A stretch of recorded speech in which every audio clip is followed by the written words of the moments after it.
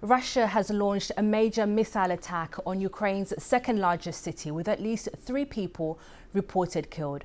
The mayor of Kharkiv says it's the biggest attack on the city since the start of Russia's full-scale invasion.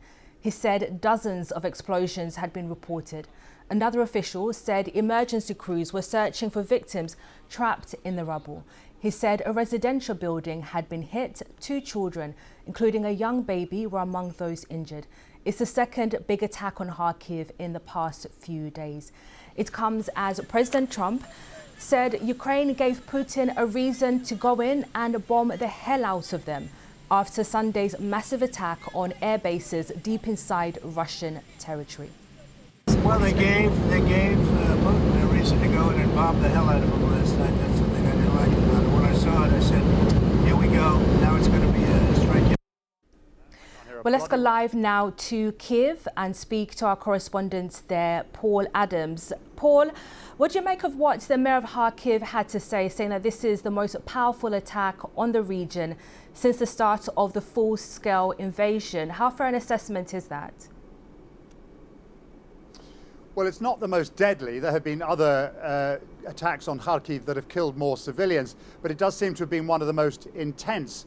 Our understanding is that this all took place within the space of about 90 minutes in the hours before dawn, with reports of around 40 explosions, including drones, glide bombs that the Russians use, particularly in areas closer to the front lines, and also at least 1 ballistic missile. So for that period of time, that was clearly a very, very intense and terrifying experience for the people of Kharkiv. And the pictures that we have seen this morning of apartment blocks and private buildings on fire give you some sense of how grim it must have felt.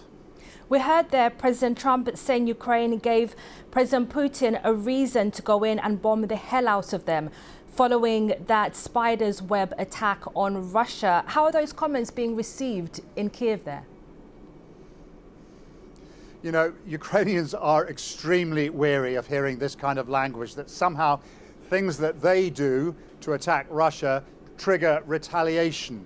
I mean, after all, the night before Operation Spider's Web, Russia launched 472 drones over Ukraine.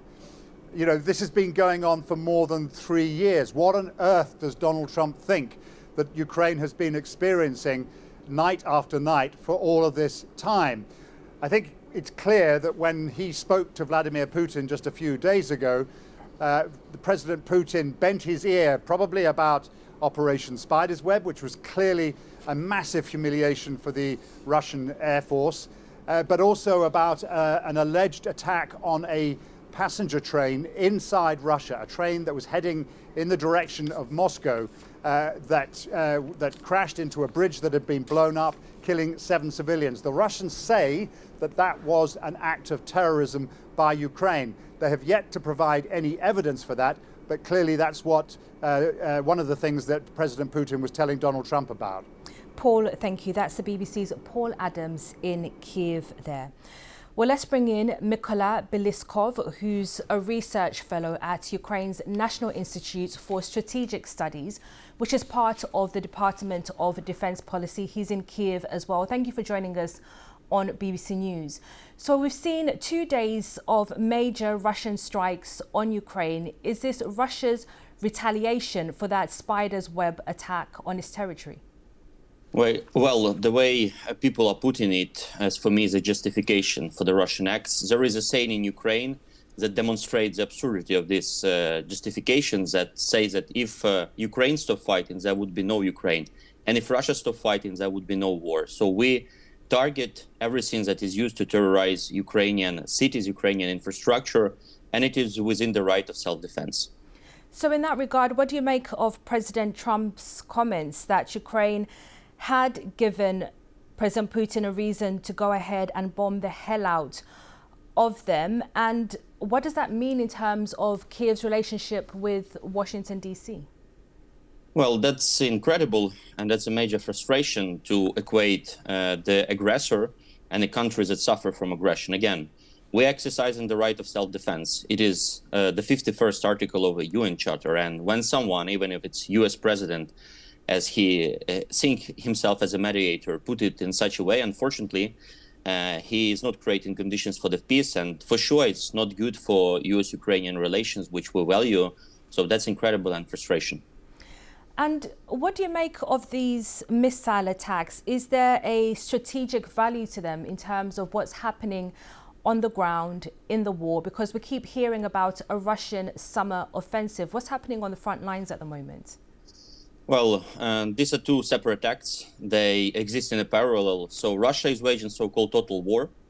With total war, you deliberately target civilians, civilian infrastructure, rare areas to undermine the moral, to make life untenable, maybe to create the situation when Ukrainian citizens would pressure Ukrainian government to negotiate on Russian terms. But it has nothing to do with the front line. And within the front line, Russians trying to advance and we try to arrest them. And these are just two parallel stories. And Russian attacks against civilians, it's part of their total war approach that thus far is not delivering to them. But unfortunately, Russians still don't come to the conclusion that it's futile to do this total war. And we continue to see images coming in from Ukraine, and we hear reports of civilians having to take cover. When you have these constant missile attacks, and of course those alerts for Ukrainians to really go into bunkers, how does it affect the life of civilians in the country? Again, that's a part of Russian approach to make life unbearable. You know, sleep deprivation, it's a major problem and it has a cumulative effect. When you do not sleep enough, your cognitive and physical abilities decline. And again, it's very vicious intent of the Russians to undermine Ukrainian moral, but thus far it proved to be counterproductive. Thank you very much. That's Mykola Biliskov there from Ukraine's National Institute for Strategic Studies. Thank you.